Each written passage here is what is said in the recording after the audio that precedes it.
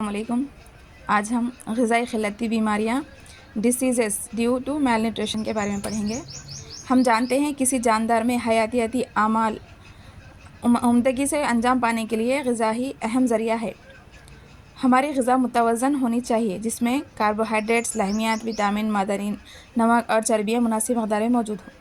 ہم یہ جانتے ہیں کہ انسان کو اچھی طرح زندگی گزارنے کے لیے، بغیر بیماریوں والی صحت مند زندگی گزارنے کے لیے ایک اچھی غذا کی ضرورت ہوتی ہے، عمدہ غذا کی ضرورت ہوتی ہے، یعنی متوازن غذا جس میں تمام کاربوہائیڈریٹس، لحمیات، پروٹین اور معدنی، نمک اور چربیاں مناسب مقدار میں موجود ہوں۔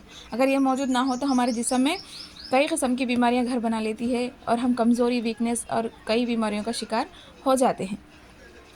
عالمی آبادی کے 2/3 عوام غذا سے متعلق بیماریوں سے متاثر ہے۔ عالمی آبادی یعنی دنیا بھر کے 2/3 حصے میں جو غذا کی کمی یا زیادتی کی وجہ سے بیماریوں میں مبتلا ہے۔